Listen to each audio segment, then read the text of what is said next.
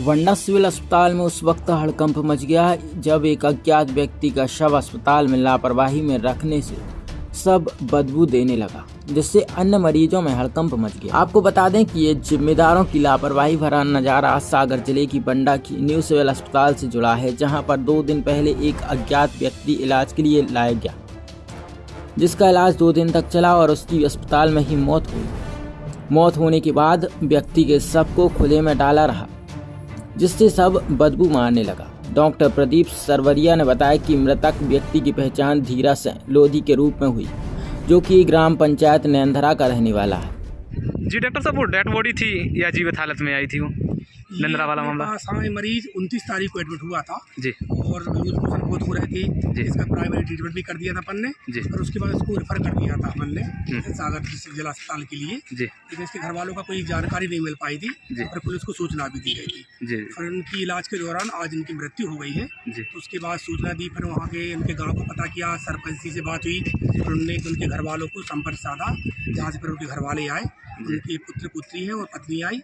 तो उनके फिर पोस्टमार्टम के लिए हम लोगों ने एडवाइस दी कि पोस्टमार्टम करवा लो। कुछ ऐसा लगता है कि उनके घर वालों ने पोस्टमार्टम करने से मना कर दिया है और अभी उनके लिए फिर हम लोग पंचनामा बना लिया है कि पोस्टमार्टम कराना नहीं चाहते हैं और उसके बाद उनको मृत शरीर हमें उनके परिवारजनों के लिए सौंप दिया है। सर, डेड बॉडी तो सुगंध मारने लगी थी, क्या हॉस्पिटल में कोई फ्रेजर की सुविधा नहीं है या स्लीपर की सुविधा नहीं है सर?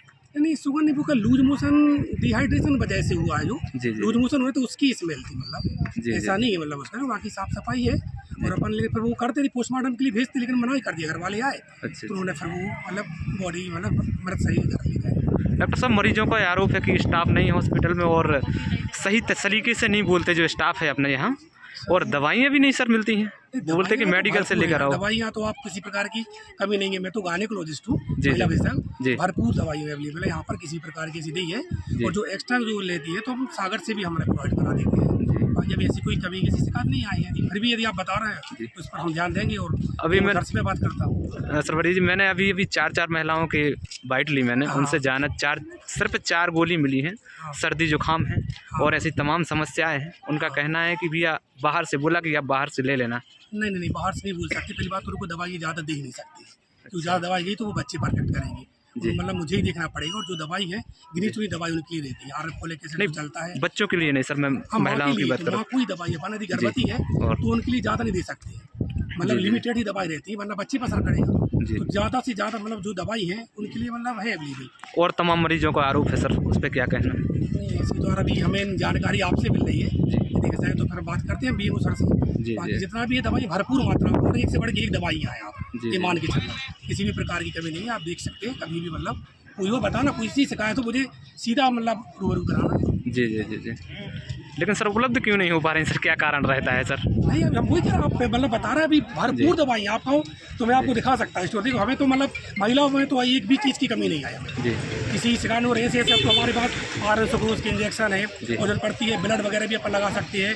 FCM जो इतना महंगा इंजेक्शन आता है, मतलब एनीमिया के लिए पूरी जान लगा दी है, हर चीज़ है। और भी कुछ कमी रहती है तो हम जिला अस्पताल में भी जाता हूँ, वहाँ भी करवा देता हूँ। सर स्टाफ है क्या अपने यहाँ? स्टाफ तो भरपूर है, कोई ऐसी कमी नहीं है, डॉक्टर का भरपूर है। और जो भी कमी रहती है तो HR के लिए अपन ऊपर हम मतलब वरिष्ठ अधिकारियों को बताते हैं और करते जा रहे हैं। मतलब ये थोड़ा क्या नया है, उस हिसाब से और स्टाफ चाहिए है, तो वो जो कमी है उसके लिए मतलब पूर्ति करते जा रहा है। जी डॉक्टर साहब, नाम क्या लिखते हैं? Doctor Pradeep Sarvaria, gynaecologist. ठीक है, धन्यवाद। कहाँ से हैं भाई? नेंधरा से। कब सूचना मिली आपको? जी हमें कल 12 बजे। अच्छा, घर से कब निकले थे? सर्दियों पता नहीं है हमें, घर से हम तो दिल्ली में थे, दिल्ली से कल हम 2 बजे निकले थे।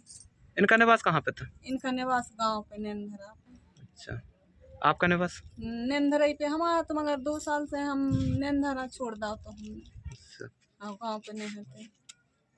कितने बजे सूचना मिली थी? हमें 12 बजे। अच्छा, मतलब जीवित हालत में थे? जबकि नहीं, जीवित हालत में नहीं हते भी हते। उनने फ़ोन लगाओ, हमने सरपंच साहब को फ़ोन लगाओ कि माने धीरा का कहते हैं बीमार है, अस्पताल में ख़त्म हो गए हैं कई। जा बताई थी हमें सरपंच। इनका क्या नाम है? धीरा। पूरा नाम क्या लिखते हैं? धीरज सिंह लोधी। अच्छा, आपका क्या नाम? दयाबाई लोधी। कहाँ से हैं? हम नेंधरा से। अच्छा, बॉडी वाश क्यों मारने लगी, क्या कारण? नहीं सर, अब मालूम नहीं है। अब हम ऐलाने हम बाहर हते, यही लोग आते अब गांव पे आते, अब जो भी पता नहीं है कि ते भर्ती कौन ने कर गए कि कहाँ से क्या स्वभाव है। और परिवारजन नहीं रहते हैं क्या? नहीं हते तो परिवार के घर के, मगर कोई संग नहीं दे तो दारू पी गए जे सुमोड़ी उमोड़ा लेके हम बाहर चले गए, सो हम 2 साल में लौटे हैं। ठीक है भाई, धन्यवाद।